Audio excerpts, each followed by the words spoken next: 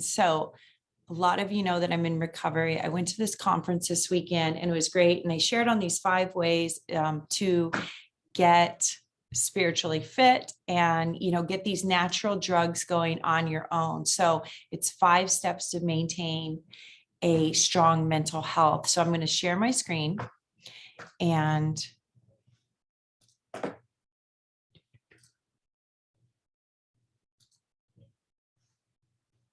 okay, so here we go. So some people, I was really surprised, had never heard of these drugs that your body makes naturally on their own. So I'm excited to share these with you. It's just going to be a real quick 5 steps to maintain your recovery and health for strong mental health. Step 1, water. Step 2, sleep. Step 3, food. Step 4, movement. And step 5, connection.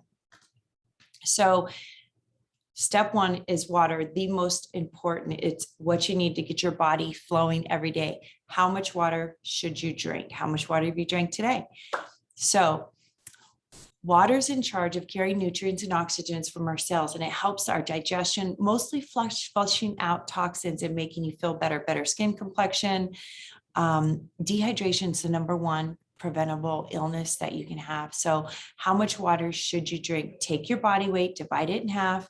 So for example, 150-pound person, divide that in half. That's 75 ounces of water you should be drinking a day minimum.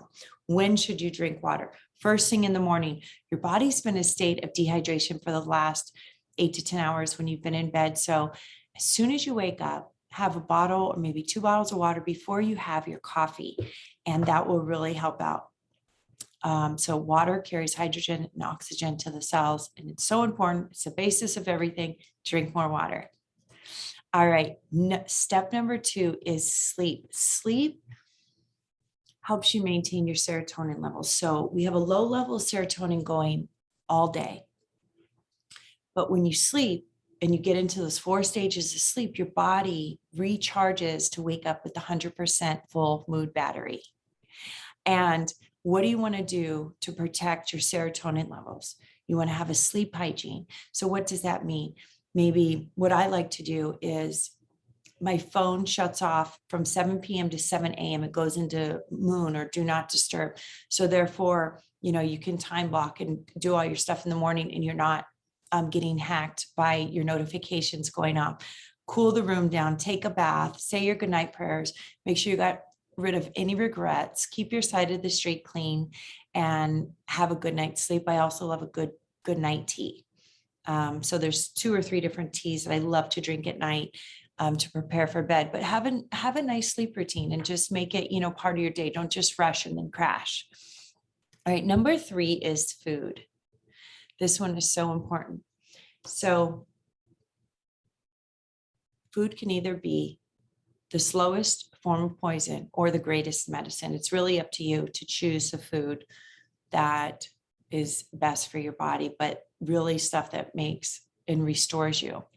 So are you eating the right foods? Food we eat regulates the dopamine, and dopamine is that reward chemical. It's that feel-good chemical. So when we eat enzyme-rich foods, our body releases a lot of dopamine. When we eat packaged foods, it releases less dopamine, which can lead to food addiction. So try to eat all God-made foods. So fruits, vegetables, seeds, and nuts. If you can pick it, plant it, pluck it. Just go by those little simple steps. And if you can't cut out all your processed food, then go with the rule of halves. Just cut everything in half that is processed and supplement it in with an apple or a piece of fruit or something like that. So step number 3 is food. So now that you drinking your water, you've got some sleep, you have enzyme-rich foods in your body. Now let's get moving. Number 4 is movement, which produces endorphins. So because endorphins interact with the receptors in the brain, it reduces your perception of pain. So you get up, you start moving, you feel better, reduces your levels of pain.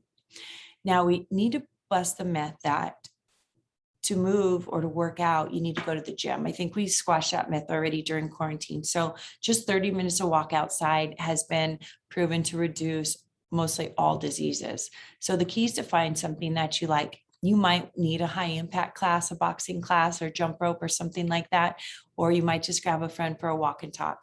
But go outside, be intentional, and go for a walk. Now that we're moving, we can connect. Step 5. Step 5, connection. When's the last time you put your feet in the grass or you went outside? To connect with yourself and connect with others releases oxytocin.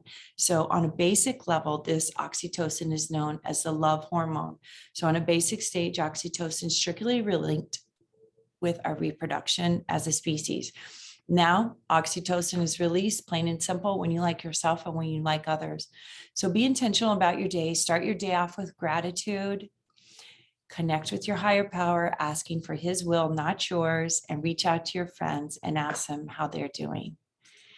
So these 5 steps, these 5 action steps you can start today will ensure a firewall against the hack, no matter what your addiction is. So once you become sober or you're in recovery, if you do these 5 things every day, it will keep you solid, so then you can participate and show up for your day. So don't hesitate, incorporate like these 5 non-negotiable daily steps, like your life depends on it, because it does. It's up to you to protect your mental health.